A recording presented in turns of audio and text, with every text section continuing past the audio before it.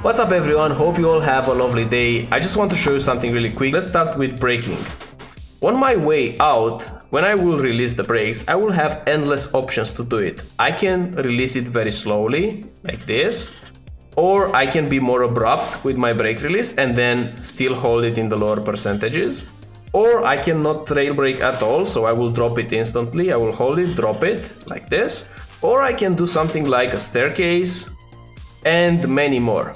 Those are just some examples. And you will see pro drivers doing, in different corners, some of those. But you first need to understand what's going on. Talking about rotation, oversteer and understeer. On your way out, and we're talking here about the brake release, because the magic happens in the brake release. Getting to peak pressure, if you compare your telemetry to pro drivers, you will see that you're not far off. You are braking almost like them, but it's the brake release that it makes the difference.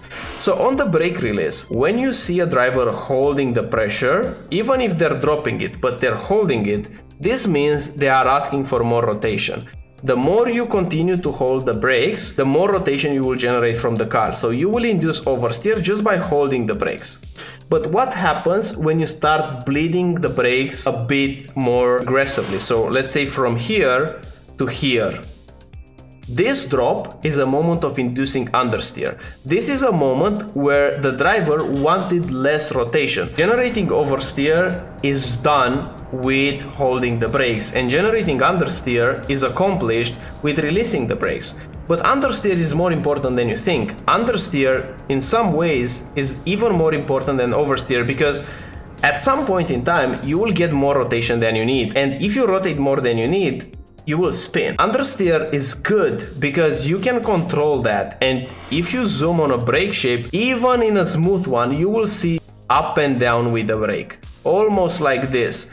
When the brake shape is going up, it means the driver wants more rotation. When the brake shape is going down, it means the driver wants less rotation. So getting understeer with the release, getting oversteer with the applying or just maintaining the brakes.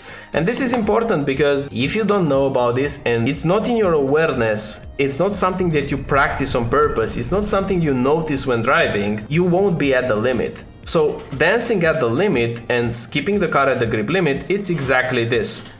Over, under, over, under, over, under, you see. But what happens if you don't trail brake at all? If you're braking like this and you're dropping very sharply, you're just generating understeer.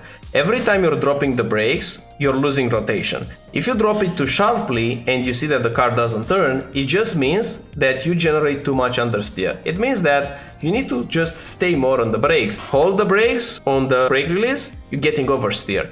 Drop the brakes, you're getting understeer. Stay at the limit means getting oversteer, understeer, oversteer, understeer, and that's the simplest way to think about it. Hope you have a nice day, and I have some nice videos for you in the pipeline. See you in the next one. Bye bye.